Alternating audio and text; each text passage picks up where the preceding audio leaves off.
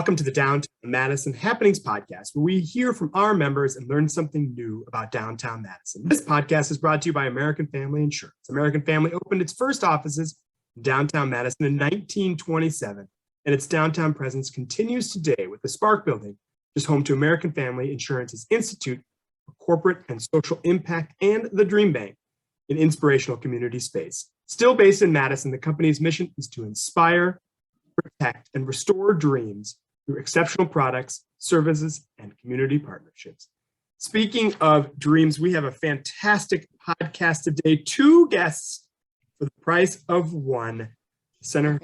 We're so excited to have Jazmynn Appleton here, the manager for entrepreneur operations with the Progress Center for Black Women, and Sabrina Madison, award-winning entrepreneur and founder of the Progress Center for Black Women, now proudly homed in downtown Madison. Jazmynn and Sabrina, how are you both doing today?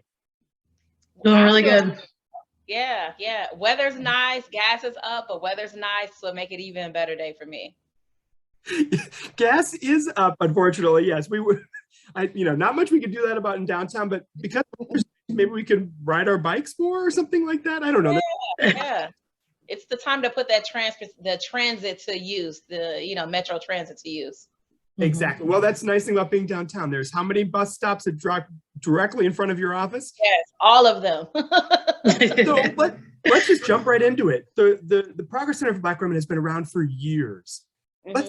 Our members would love to hear what's the genesis of the Progress Center and where are you today and what are the projects you're working on now? Yeah, well, we've been super, super busy.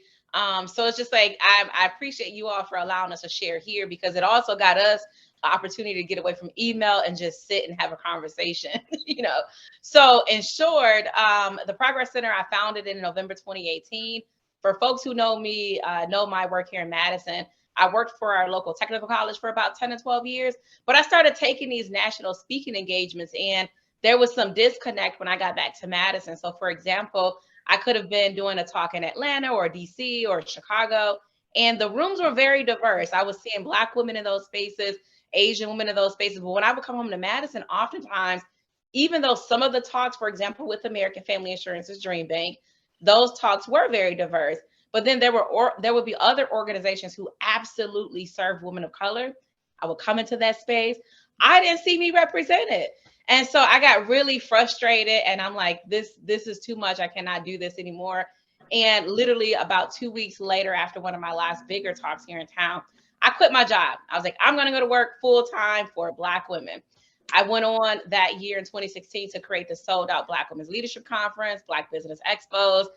And I became a member at 100 states. So if you know co-working spaces, for the most part, 100 states started off. I love those guys, especially the founders, the original founders. But it definitely, I did not even altogether see myself represented in that space, even though the vibe was really, energetic. And so I was like, man, I'm traveling the country still. I'm seeing all kinds of spaces that serve Black women, folks of color. But I come home to Madison and all I have is a co-working space where I'm not really represented. I have our, how many coffee houses do we have in Madison? I know where they're all at because I absolutely worked out of the bulk of them. And so I was like, we need our own space. Not only do we need our own space, but we need a space where me, Black woman, decides what happens in this space. I'm the director. I lead it. I make the decisions. Black women will feel comfortable in this space. So really, the center really came together because I needed a space to house all of my work. And I was also thinking about what's my legacy? What legacy do I want to gift Madison? What if I decide to leave? I didn't want to be one of those people that come here, get really big, get really popular, get really successful, and then I just ditch the city. You know what I mean? I really wanted to create something that will outlive me. You know what I mean? And so it really just came together because I felt like Black women needed a space that centered them around professional development, entrepreneurship, and financial health. I love when you look at, who you are as an organization. It really seems to be three themes, right? It's about sisterhood, it's about co-working, and it's about education and events. Why are three main areas where you all plug in?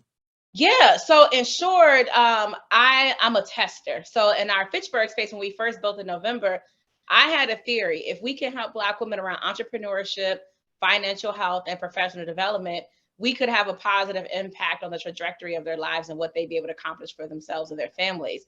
That was tested and validated over and over again, just in the success stories we saw before we even found our downtown home last year. And so we continue to focus our work even today. Entrepreneurship is our newly launched incubator focus.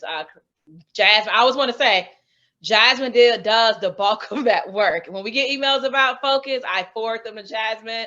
I just am there to help guide her. And then we launched the Financial Health Academy, thanks to funding from UW Credit Union in partnership with United Way last year. That the second round of that comes, I think, back this fall. And then we're launching, finally, we would have launched this pre-pandemic, but the pandemic happened. We wanted to focus on serving folks, keeping them in their housing, for example. But we built out an accelerator for Black women around professional development. And so that's ambition. So focus, Financial Health Academy, and ambition. And then the programming that we don't talk about a lot, because it just really naturally happens organically, is under one roof. So someone comes to us, no matter what area of help they're needing. But if they are having some other threats, such as domestic violence or some sort of financial emergency, or, hey, my kid is really struggling in school, our other program under one roof sort of like pulls all of our educational programming, all of our abilities to make connections in the community and resources, and really helps them get stable over that next year and just really see them through, partnered with them, seeing them through this challenge that they're experiencing. Really, it seems like you're creating a holistic place for the person, right? And then you have a strong person, the businesses, the entrepreneur can succeed. Jazmynn, I think you have one of the great titles, Manager of Entrepreneurial Opportunities for the Progress Center. Talk about those opportunities and talk about the newly launched Focus program, which Sabrina just started in on. We were so lucky at CMI to participate a few weeks ago in a great event to kick off Focus. Why is Focus so important to the Progress Center and for all the members that you're helping? Yeah, so being an entrepreneur myself, I kind of understood coming into this role what the day-to-day is like for an entrepreneur, how you have to hustle, how you're always having to have to find like resources, connections, just using anything you have to build out your business. So going into the role that I started in as the creator of entrepreneurial opportunities, I instantly just started connecting to different entrepreneurs that I either knew of or that someone told me about. I gathered a list of different entrepreneurs, and then I started meeting with resource providers like you, Jason, just to get a connection and see how we can reach out to you as far as how we can assist our entrepreneurs. So it all started with just connecting with both you and the entrepreneurs, seeing what the entrepreneurs really needed and how what resources they needed to grow their business. So the event was a huge success.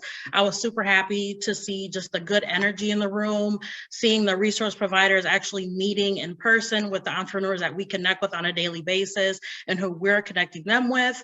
And then just seeing the energy of them pitching and stuff like that. That was really, it was really good to see that come together. So with Focus, that's really just involves us getting them the resources that they need. So like if they need help with marketing, if they need help with, building a website, we're including some wellness pieces into the program so that we can assist them as an entrepreneur themselves as well. Because we want to make sure that as an entrepreneur that you're doing well too. So lots of different pieces that are coming together to connect with the entrepreneurs. And I do got to share one quick success story from, of course, we gave away cash prizes from the pitch event, but we found out, so I had an entrepreneur reach out to me, say, hey, I really need some help. And basically negotiating her asking price for leading a presentation. And so she got connected at the event, at the pitch event. She also was one of our pitchers, but she was talking with a resource person. That resource provider knew an opportunity that was coming up where they were looking for someone like her. And so she made the connection. And so that entrepreneur reached out to me just to talk through like what she should ask for and pay based on how much time she's spending and how she has to close her business that day in order to deliver the presentation. So that day in of itself had so many other success stories that were not even tied to the 3 grand prizes. So. Well, to hear the connections coming directly from those events and how important it is to make those connections, you all are creating this great sort of web of a deeper level of connections. And Jazmynn and I today are firing a set of emails back about how we can potentially help and other members of the community help. How important is that web of connections to sort of early stage entrepreneurs? Yeah. It's really, it really goes all the way back to creating those Black Business Expos around 2016. I think I ran into 2018. I will say they're coming back. No one heard it. You didn't hear me say that, but they are coming back. So if you're listening, don't tell anybody I told you. So in short, it really was, if you look at even our present day work, a lot of the entrepreneurs we're still supporting and helping them grow and get connected are entrepreneurs who had their first vending experiences at those expos. So one great example of that is Afrobean Baby owner Nina Akil. All you have to do is Google her right now. She has so much press, it's crazy. Plus she won 3rd place in our pitch contest. So Nina's first experience with vending and having a business or figuring out what does it even mean to be a business owner was at our 2017 Expo. And now she's a member at the Progress Center. So we're able to help her just flesh out everything that she's experiencing. And she'll likely be one of our cohort members in Focus. So Focus will sort of like help her strengthen her ability to manage her day-to-day operations, such as accounting, creating contracts that are legitimate and that works and keep her out of trouble and her contractors that she's working with, everybody on the up and up. But it really just came together because these entrepreneurs they didn't disappear after those expos. They continue to work, they continue to grind. We've seen folks like Felicia Turner Walton, who also pitched that day. She is someone who, she didn't see herself as an entrepreneur over the time, but she's been following me and was like, Sabrina quit her job. I can quit my job too. She literally quit her job and now she's running her own nonprofit, for example. We have folks who we've helped get their Kiva loans funded. For example, one of our entrepreneurs, within a matter of minutes, she got hers funded, and now we're supporting the owner of Restoration Soaps and Body Care, help her get her Kiva loan funded. So in a place like Madison, despite it having a healthy, booming entrepreneurial ecosystem, oftentimes Black entrepreneurs are not benefiting to the degree that they should. And you can sometimes feel like a token in some of the programs or the events or the ecosystem in of itself. But for us, the Progress Center is really about, as in everything we do, it's about breaking these barriers and open up these doors for them too.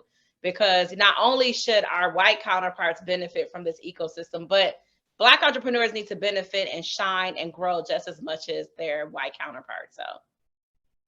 But one of the amazing stories for me from that day with Focus was the winner, right? Restoration and Body Care, who is really become part of the ecosystem and had a long time, several months shop in the culture collectives down by the Black, Hmong, and Latino chambers in the city of Madison, Ron Oak, and Camille Carter, and Jessica Cavazos, and Tiffany Kinney, and all those that have been taken part, and has now opened up her own store on Allen.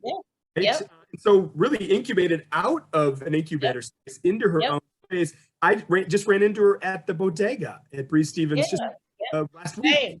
And just to see, now you really see all these connections to make sure that everybody in our community has the ability to make those connections. That's the real lasting power of what Jazmynn and Sabrina, you all are doing. Yeah, and I gotta say, shout out to the city of Madison. I'm saying it because I saw the check clear today. So, it's always good when a check clear and you see the email from the accountant. But shout out to the city of Madison and Mayor Satya Rhodes Conway, because the city is supporting Madison. There was a $35,000 resolution that was funded. And so I just saw the check clear. So whoop, whoop, we have more money to support our entrepreneurs. So I love that. I absolutely love that.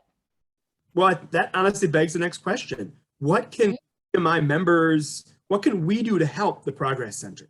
Yeah, I'm not just a money chaser. I prefer to really, I'm not, because in my role and other seats that I serve on in the city and just the community at period, you do have folks who might just chase the dollars, and that's not my vibe. I want DMI members to reach out to me and say, hey, Sabrina, I want to come over to the Progress Center. I want to sit down and hear what you got going on. How does either me as an individual, my family, for example, or my workplace? How do we fit into your vision? And how does the Progress Center in of itself fit in your individual, family, or company's vision? Because, and I say that because we might have folks that we're serving who work in your company or who live in your neighborhood. So I want to also have some sort of impact or voice in your work, in your life, in your job. You know, it might mean like, hey, we can offer some sort of workshop to your employees to help you create a workplace that's a bit more holistic and not toxic for someone like me. It might mean, you know, sometimes I meet with white women privately outside of the Progress Center because they're struggling in their abilities to sort of like think a bit more equitably. So I'm more interested in how do we sort of serve each other's vision alongside you're helping the Progress Center meet our goals financially. So reach out to me. The best thing I can say is reach out. Let's schedule a sit down at the Progress Center, or I'll come to you. I love being invited to folks' house. I'm a fan of tofu. So, you know, invite me over, or I invite you over, or we just hang out at the center. Well, we can do tofu. My family, my father grew up as a soybean farmer. So yeah. Oh my God. I went to an event yesterday at the Monona Terrace for lunch for libraries, and I chose vegetarian, and it was a tofu. And you don't always get this. Sometimes it's like some horrible mixture of colors. You have no clue what you're eating, but it was tofu, and I was so excited. So yes, invite me over to tofu. We're going to make sure we have tofu at every event for you now. Thank you. All right, my last question of the day. You all have just really invested in downtown Madison. Mm-hmm. Why is it so important for you to make sure the Progress Center is located in downtown Madison? Yeah, so that's a two-part answer. That gets to how folks can help me. So of course, our long-term goal is ownership. So if you're a developer or if you're an owner and you're looking to offload a building, or it doesn't have, you know, we need about 6,000 to 8,000 square feet is what our design plan said. So this time next year, I go back to the table and start working on our capital campaign, but more importantly, reaching out to folks in real estate and property owners about us securing a building. I would love to stay downtown, but I have saw downtown prices and they're a little bit scary. But if I can get within a 10-block radius, that will still sort of help me to stay downtown. But when I created the Progress Center in November 2018, we wanted to be downtown. We were looking at downtown spaces. We either couldn't find a space that was adequate in size, or it was outside of my very small budget when I got started. I used the lean startup method, and I really stuck to that like 100%. And so that would have like really ate up our funding to get started. But it's important because the sense of elevation that Black women and especially Black kids, oh my God, when they come to the space, teenagers think our space is like a penthouse, you know, they refer to it out of their mouths as a penthouse. But when Black women especially come into that space, even Black men, they feel this sense of elevation. They always compliment how comfortable it feels, how welcoming it feels.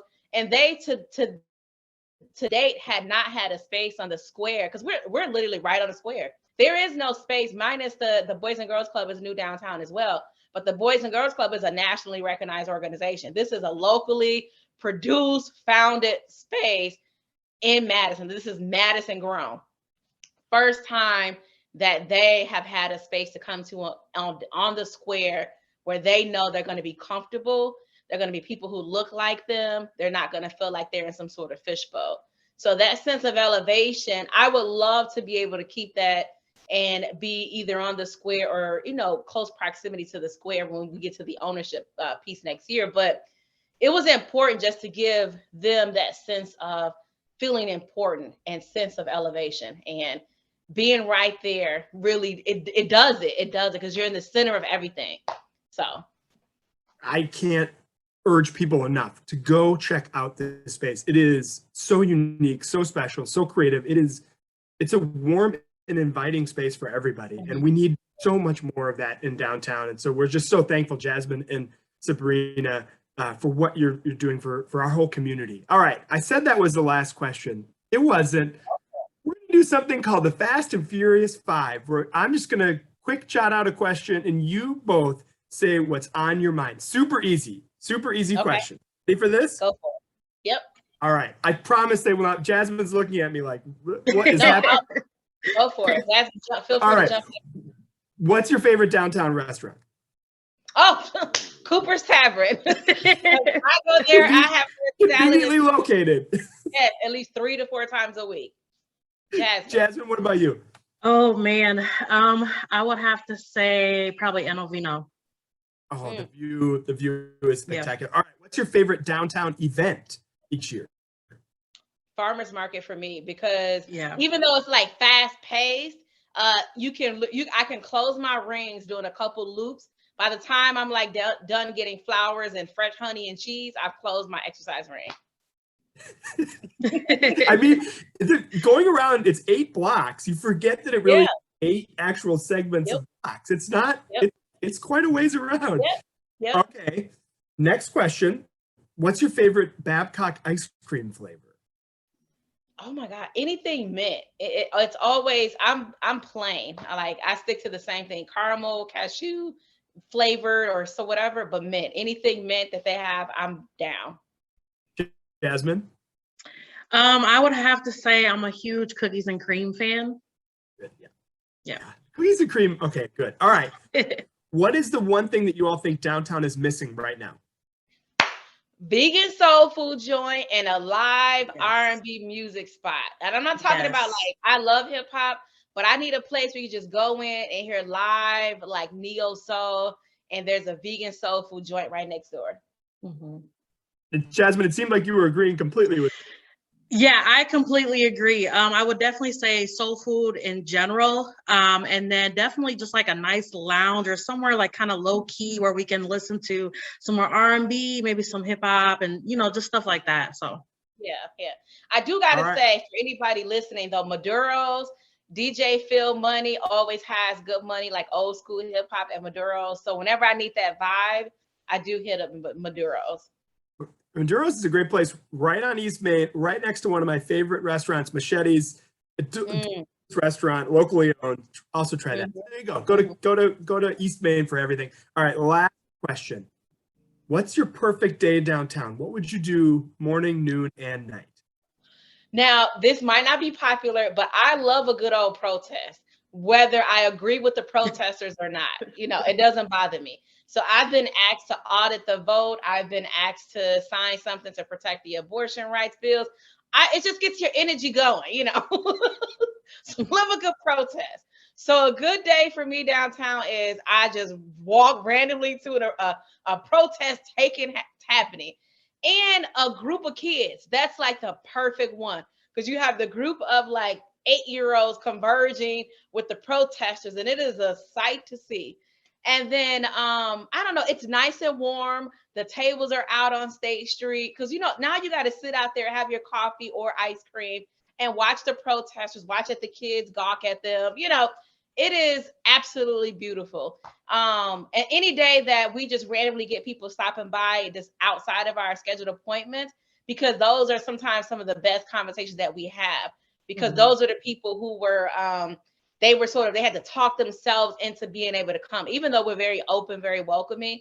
Some people get very, very nervous, and then they've been nervous for a while. And today is the day that they decide, I'm going to knock on the door. I'm going to make it happen. And we meet like another Black woman in the community we end up becoming good friends with. So, but a good protest gets the energy going. What about you, Jazmynn? I like taking my son down there sometimes to get some ice cream. So maybe just on a nice sunny day, getting some ice cream, sitting outside, and then later like hitting up a Dane Dances event at the terrace. Yeah, good old Al Cooper runs a great event. And then the festival, which is right outside of your building now. Yep. Thank you to Rob Dees. Well, I suffice it to say, Sabrina, that's the first time I had heard that answer. But I really like it because it's sort of the melding of all these worlds. And it honestly all happens directly outside of your building. Right in front of our door. So we had to get used to it. We always tell people like there just might be a random protest during your visit. So, put an extra 10 minutes ahead of yourself. And honestly, now there's a million school groups going to the History Museum, the Veterans, going to the Capitol. I actually really like that. That always just gives so much life to downtown. To hear. Yeah, it does. In the pandemic, it was just like I didn't realize how much I missed just seeing groups of kids, you know, crossing the street, you know. So it's like seeing these little baby ducks walking around downtown. Well, they're getting to know the downtown experience so much better. The Progress Center for Black Women, we've got two amazing people here, Sabrina Madison and Jazmynn Appleton. Thank you so much for joining us in the Downtown Happenings podcast. We are so thankful for all you're doing for downtown. Please be in touch with us if you need to get connected to both Sabrina and Jazmynn. We are here to help. Thank you to our friends at American Family Insurance for your continued partnership in this podcast. Thank you for joining us. We'll see you in our next podcast soon.